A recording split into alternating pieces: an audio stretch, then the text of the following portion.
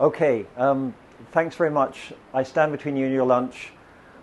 I come from Whitmuir, and up on the wall at Whitmuir we have a stencil which says Whitmuir, where food and farming meet.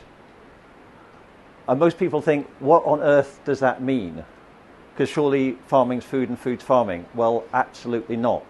And that's, I think, part of the root of what we're talking about today. Food's a social construct. What we eat is determined socially, what we eat is determined politically. It's really a very different thing from what comes out of the ground. By the time it becomes food, it's passed through all sorts of social processes. Farming has been reduced, as Colin said right at the start, to commodity production. Commodities are not food. Most farmers produce commodities. We have a farmer who lives next door to us who gives us beef. Well, he doesn't give us, he sells it quite expensively actually, but he sells us beef when we don't have enough of our own to take to our butchery. We gave him a steak from one of his beasts. It was the first time he'd eaten a steak from one of his beasts because he's 70. For the last 50 years they've gone away in a lorry and he's never seen them again, and he's gone to Tesco's to buy his food. Okay, so farmers are disconnected from the food they produce, and people who eat food are disconnected from the farms that sometime back in the chain their food came from. And I think the basis of this seminar is that's probably an unhealthy process, both at a sort of physically unhealthy process, an environmentally unhealthy process, and a socially unhealthy process, this disconnect between food and farming. So what we're trying to do at Whitmuir is to create a place where food and farming meet. And it's important to remember that farming is not just about food production. And the EU has these great phrases for these things. They talk about the multifunctionality of agriculture. But what it basically means is that agriculture is not just about shipping product off the farm. It's also about recreation. It's also about biodiversity. It's also about water quality. It's also about air quality. It's about animal welfare. It's about biodiversity. It's about all those different things that happen on a farm, or used to happen on a farm, and still happen on some farms like Peelham's. So it's really important to understand that farming is about more than food, and food's about more than farming, but that at the intersection there's some very fruitful work to be done. I'm going to not say much about Whitmuir at the beginning, but I'm happy to take questions about it. I'm going to talk about this report I wrote last year on food in Fife, which is really following on from what Daniel's saying about co-producers of food, the slow food idea that we should not be consumers but co-producers. Daniel, I can phone any of your people, I just can't make this thing move now. So Whitmuir's I'm going to show you a little picture of Whitmuir anyway. We're onto the arrows, great stuff. Yes, I've moved it on. Great. Oh, we'll have to move it back. Right, God, it's very sensitive, isn't it? Very, very sensitive. Right, that's the farm in winter, last winter or maybe the winter before. They all merge into one at the moment, don't they? It's like a lot of snow, and that's the new building down the bottom of the hill, all very environmentally sensitive and pretty, but that's the view from the top of the hill.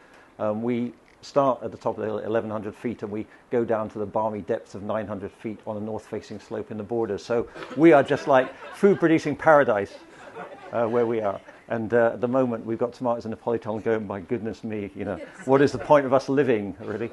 So anyway, we can produce, you know, Mizuna on a good day. Okay, and as people were saying, as Daniel was saying, most of what we grow is grass and increasingly trees, and trying to mix the grass with the trees and have animals eat that can do more with it than we can. It has to be part of the mix for us. We would like to grow 140 acres of vegetables, but we're not Lincolnshire. Just about the community, that was a nice day we had last December, a year and a bit back. We've borrowed something from Martin Wolf down at Wakelands Farm in Suffolk, which is a system of alley cropping. So in our vegetable field now we have 11 rows of trees running right across it, willows and hazels, and we had 300 people from the community came to volunteer to plant them, which was a great social occasion. It was absolutely fantastic. The only problem is, despite instructions, quite a lot of the kids planted, well, probably the adults too, planted the willow trees upside down. So but we've had a few patchy bits to repair this winter. So there you go. And it's never going to look as good as that again, because it's now, of course, the tree strips are full of sort of all the wonderful biodiverse growth like thistles that grows in among the trees. So. But it's coming on. But in 3 years' time, we'll have a fantastic microclimate in the vegetable field, which is better for animals, better for humans. And the weird thing that we do in this country of separating trees from fields is sort of bizarre. You know, when animals use 30% less food if they've got shelter, it's very odd when we're talking about gross margins and cutting costs that farmers cut down the trees. Okay, I'm going to talk about this report called Our Mutual Food. Here's a picture of it. I can't give you these. Unfortunately, I've only got one. This is my last copy, but you can download it for free. If you Google Our Mutual Food, there's only, as far as I know, one report called that at the moment. Daniel, I'm really not good on this. Yeah, is that all right?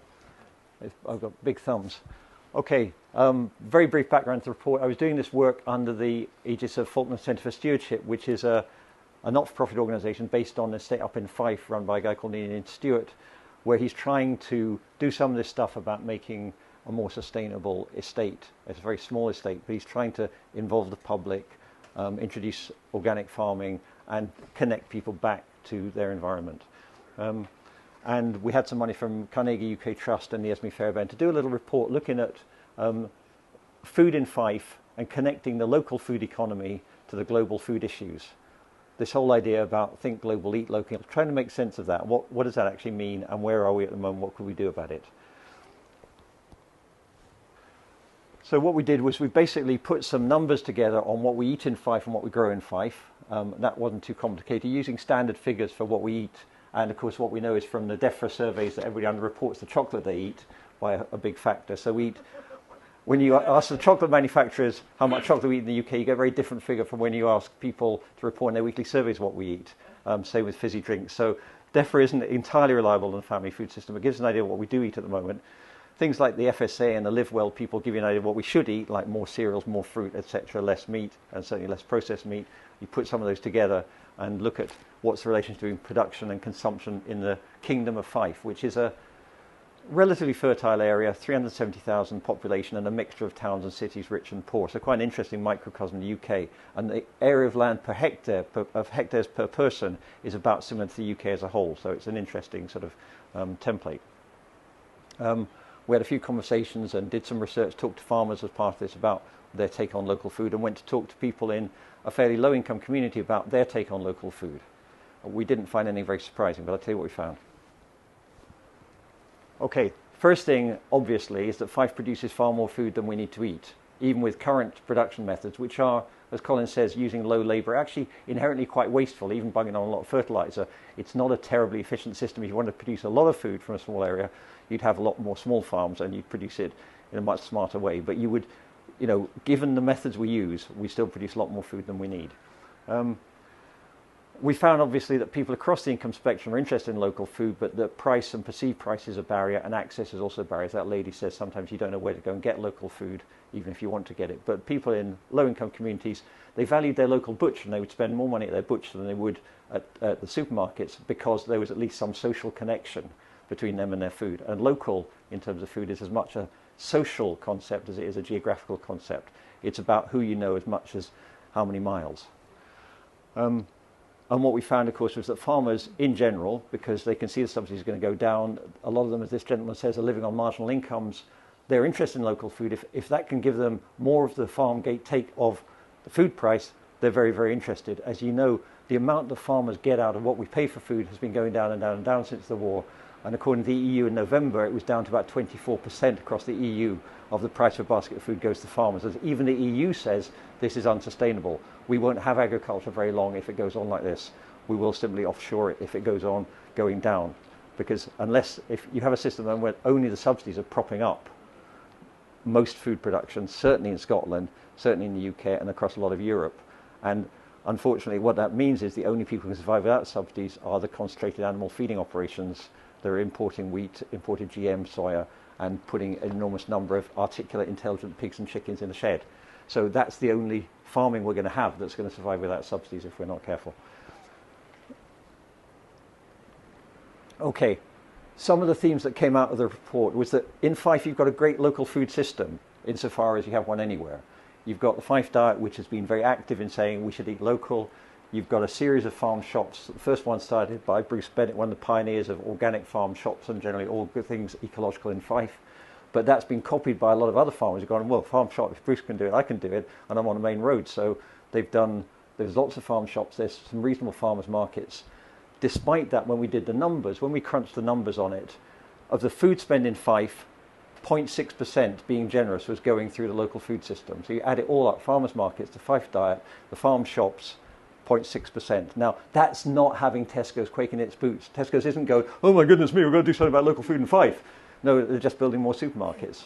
So, you know, that's where we are at the moment. And I would guess that if anything like us, and that probably the farm shops and certainly Bruce have had a pretty difficult trading year this last year, because during the recession, people have sort of gone into their hunkered down and thought, well, you know, Tesco's are giving away food for nothing, or Lidl or Asda or whatever it is, we'll go there instead and we'll cut back our farm shop spend. So the local food system has actually been under financial pressure this year as well. So I doubt it's gone up. Okay, but the point is that the system as it is actually has a high level of inertia, which means that other things being equal, it will keep going in a straight line. It's in the interests of most farmers in Scotland to lobby for subsidies to stay the same, right? They probably won't, but they'll stay as close to the same as farmers can make them stay. So the system will limp on, even though, as we know, sheep farmers across Scotland are marginal. They're about to go out of business. They're just about keeping going. They may be working 70 hours a week for £10,000 a year.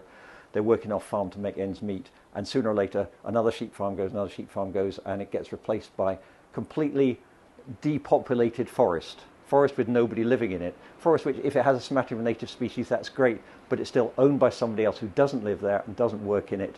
And from time to time then, every 20 or 30 years, it gets cut down and they start again. So we don't even have sustainable forestry replacing unsustainable sheep. So we've got a problem. Okay. Coming back from Fife then, just looking at the global themes, and Colin's touched on this, so I won't spend long on this, but there are two narratives at work. And, you know, if you try to understand what's the story that's being told about the future of food. And one story that's being told is business as usual. We've got to keep going and keep digging and do more of the same. And as some famous management guru said, when you're in a hole, dig harder, right? And that's what is happening really with the global food system. The agribusiness companies and quite a lot of the scientists that are in their payroll, indirectly or directly, are saying there is no alternative but further intensification. And we've been there before. And the problem with further intensification is that it's a one-way street. If it doesn't work, we're actually really stuffed. I was talking to somebody the other day who's running a charity working in West Africa, who's going to do something at the Highland Show with us. And she was saying she works in Benin, where the farmers there have gone down the cash crops route, and they've put in a lot of chemical fertilizers on their ground, a lot of pesticides. There's been a lot of illness as a result, as you can expect, but basically their ground is knackered, right? And they're now, of course, reintroducing organic farming methods. Yields have doubled, they're getting the kids to school, right? So for me, that's a pretty live example of why business as usual is probably not the right way forward for Benin, and I'm not sure it's the right way forward for Scotland either. But it's a very powerful narrative because it's always told by grown-ups, you see, and the point of the people who talk like that talk with enormous authority. I don't remember John Beddington at the beginning of the Japanese tsunami and the meltdown at the nuclear power plant. John Beddington came on the radio in the morning and said, nothing to worry about, right? Now that's the man who's saying nothing to worry about GM, nothing to worry about nitrogen, nothing to worry about eutrophication, nothing to worry about dead zones, nothing to worry about phosphate depletion. We're fine, carry on. So you've got to be a bit cautious about business as usual, because sometimes it's being put forward in tones of great authority but with no knickers, okay? And we know exactly what business as usual is, because fundamentally it's about power, it's about corporate dominance. You know, the key issue isn't underneath all this production methods. The key issue is power, and who decides what the production methods are, and how the commodity speculators control the prices. I was doing my numbers last night again. I'm a bit bored. I go on the internet and look at things.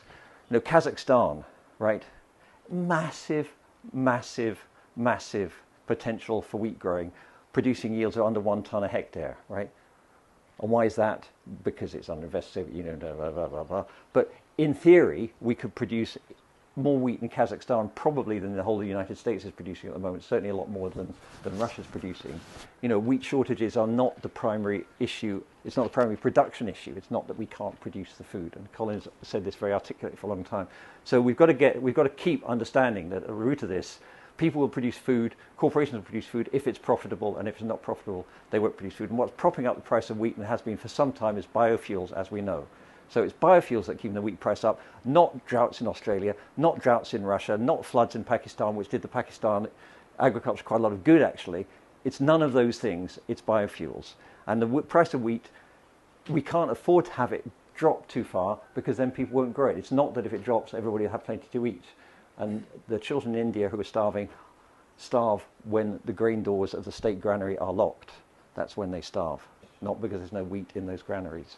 Okay, so we know what business users are like, failing to feed 1 billion people and giving quite a lot of the rest of us some fairly poor health with the food we get. So, and we know it's about monoculture because, as Colin says, it's simple, and simple appeals to big corporations, low management, low labour costs, and it is concentrated animal feeding operations. I do think we will look back in 20 years' time when we have established interspecies communication between us and some animals, right? We will look back and we will say, what sort of a crime was that, what we did to chickens?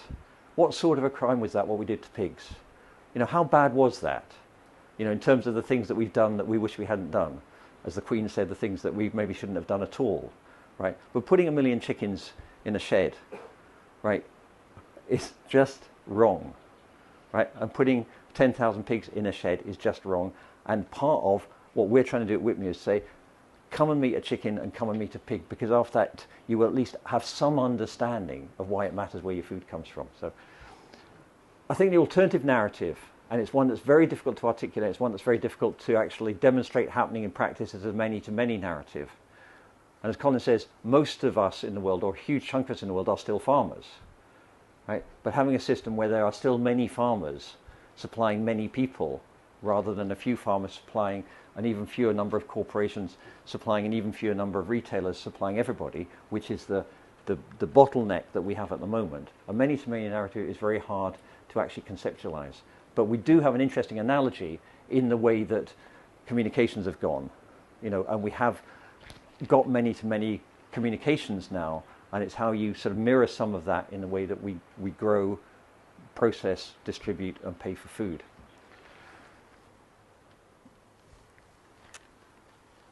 We had to think when we're doing this about, well, what, you know, underneath all this, what does it matter? You know, does it really matter if we have a stronger local food system in Fife? Who gains? Who cares? Because unless somebody cares about it, it's just going to be people like us sitting in a tent going, oh, well, wouldn't it be nice, right? But why should anybody else care about it?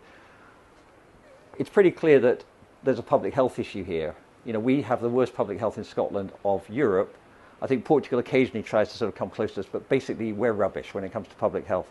And you can trace that back to the waves of immigration and the industrialisation and all of that sort of stuff. But basically, it's a true fact that we're too fat in Scotland and we die too young, right? And that's at least in part to do with our diet. It's also to do with smoking and drinking, but some of that is to do with our diet and what we put in our mouths and our relationship with what we eat. There's something dysfunctional about that as a country, right? And what we know that if you eat more local food, you're going to eat more unprocessed food, because you can't actually make most of the things that count as food locally, right? You can't even make sandwiches locally anymore. You have to have a factory in Birmingham that makes 1 million packets of sandwiches an hour or something like that. There's a factory in Birmingham that makes so many sandwiches an hour, you couldn't imagine it, right? Right? And it makes sandwiches, and then they get trucked around the country. You think, but isn't that something that we used to be able to do ourselves? But obviously not. It's much better now to have a factory do that and then send them around the country in shrink wraps, you know, with sell-by dates. It's a really weird thing, isn't it, sandwiches? Anyway, there is a machine apparently in Birmingham. Like Walker's have the biggest crisp factory in the world, right? And it's done a greenwash thing on, you know, how efficient it is. And you think, yeah, but can you make crisps like in your oven if you really want to make crisps? You know, it doesn't need the biggest crisp factory in the world to make crisps. You can make them nearer to home, as it were. They might even be fresher, but there you go. Anyway, so there's a public health issue. You can't buy most of the stuff that passes for food. You can't make it locally. You can't make, well, you do make bars, I'm brewed locally, I suppose, if you live near bars. But, you know, most local food, if you go to the farmer's market, even if it's got a bit processed, it's not got as much gunk in it, right? So you are going to eat better stuff if you buy more local food. And also this thing about greater food knowledge. We talked about how you build up that knowledge. Part of that thing about understanding where your food comes from might make you a little bit more discerning about what you put in your mouth, because you might say, is this food? As Michael Pollan would say, what's this got in it? And where did it come from? And was it alive? So there's also a social cohesion thing. You know, whether you look at it at a spiritual level or you look at it at a purely community level, it probably works better both for rural areas and urban areas in a small place like Scotland if there's better connection between local areas and cities. You have people in cities who have nowhere to go, and you have farms that have no one to sell to. You know, there's a connection there waiting to be made. You know, we're like, there's nowhere in Scotland that's more than about 3 hours from Glasgow, let's be honest. It's not a big place, you know. And yet we have very little active connections left between the cities and the rural areas, and that's doable. There's an issue in carbon footprint reduction, and you'll get endless studies from the University of Cranfield about how it's much better to grow lamb in New Zealand and put it in a ship and refrigerate it and send it over here and then eat it than it is to actually eat it from the borders. So Cranfield will do those numbers for you if you like, and I don't know who pays their grants, but actually there is some carbon footprint reduction achievable through local food. Not growing aubergines in heated greenhouses using oil, but other things can work. And there's huge potential in Scotland, obviously, to use renewable energy to heat glass houses, as they're doing in Papa Westray in Orkney. And there's also, most importantly, an economic benefit to local food, because you get the local economic multiplier. Actually, if money changes hands within a local area, less of it leaks out to Tesco shareholders or multinational companies. So, you know, you do actually get, as Denise says, when the barter goes round, there's an economic multiplier which happens there if people pay each other to do things. And there are micro businesses to be had in local food which aren't to be had in supplying supermarkets. Okay, not long till lunch. Yeah, and just, so there's a point about, well, that will be great, but how do you get there from here? And just this very simple idea, well, we have to change these four things. We have to change what we eat, we have to change how we farm, we have to change local food economies, we have to change government policies. And I want to concentrate mostly on changing local food economies, because that's the sort of distinctive thing I think about this report. So very briefly, changing how we farm. As Colin says, more people involved in food production, more food, less commodities, and climate-smart farming. Pick up this lady's idea about sustainability. There are lots of climate-smart techniques, and they're using some of them. Peelers were using some of them to actually produce your food using less oil, using less imported water, and producing less carbon emissions.